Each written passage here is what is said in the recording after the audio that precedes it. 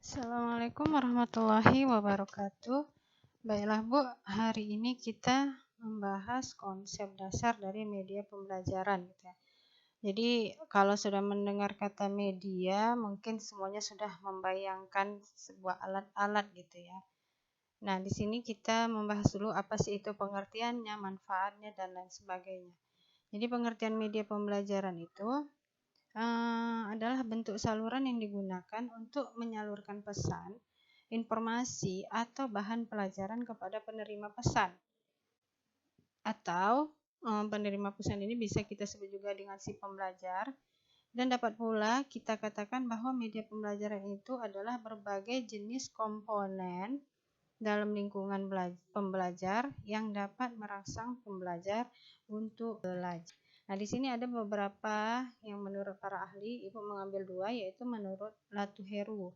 Menurut Latuheru, bahwa media pembelajaran itu adalah bahan, alat, atau teknik yang digunakan dalam kegiatan belajar mengajar dengan maksud supaya proses interaksi komunikasi edukasi antara guru dan siswa itu dapat berlangsung secara tepat guna dan berdaya guna. Kemudian menurut si Briggs, media pembelajaran itu adalah sarana fisik untuk menyampaikan isi atau materi pembelajaran seperti buku, film, video, dan sebagainya. Nah, di sini ada kemudian kita bahas tentang manfaat media pembelajaran. Ini ada secara umum. Secara umum, media pembelajaran itu adalah untuk memperlancar interaksi antara guru dengan siswa sehingga kegiatan pembelajaran itu lebih efektif dan efisien.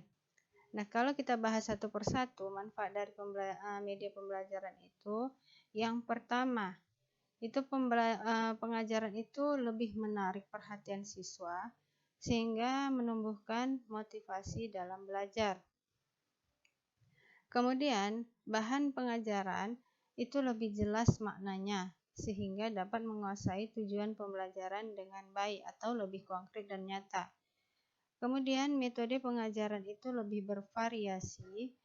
Kemudian siswa juga dapat lebih banyak melakukan aktivitas belajar seperti mengamati, melakukan, mendemonstrasikan, dan lain-lain.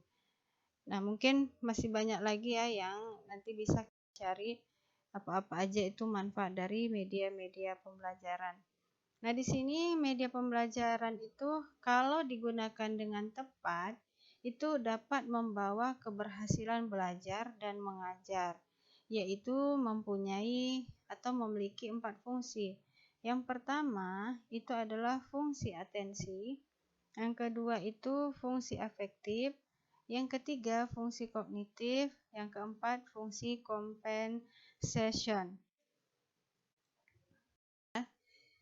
Kemudian kedudukan media dalam konteks komunikasi pendidikan dan dalam sistem pembelajaran itu adalah kita ketahui proses belajar mengajar itu dapat dikatakan yaitu sebuah proses komunikasi di mana terjadi proses penyampaian pesan tertentu dari sumber belajar. Itu sumber belajarnya bisa kita katakan yaitu si guru atau instruktur. Kemudian si penerimanya itu adalah peserta didik gitu ya. Dengan tujuan agar pesan itu diterima oleh peserta didik. Nah, keberhasilan pengajar dalam mengemban tanggung jawab tersebut dipengaruhi oleh keterampilannya dalam melakukan komunikasi. Jadi tadi kan kedudukan media dalam konteks komunikasi pendidikan itu adalah bagaimana cara penyampaian si pendidik atau si guru kepada si penerima atau si peserta didik. Jadi itu dipengaruhi oleh keterampilannya dalam melakukan sebuah komunikasi.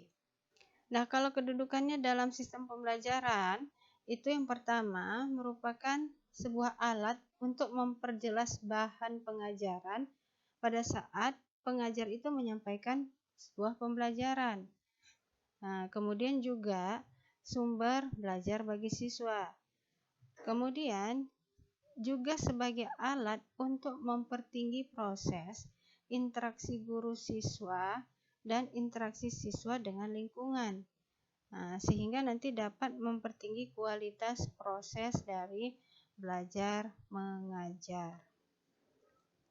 Nah, di sini ada pola-pola pembelajaran konvensional sehingga dia bermedia, yaitu menurut si Barry Morris itu mengklasifikasikan 4 pola pembelajaran, antara lain yaitu pola pembelajaran katanya ada namanya pola pembelajaran konvensional 1, pola pembelajaran konvensional 2, pola pembelajaran guru bermedia, dan pola pembelajaran bermedia.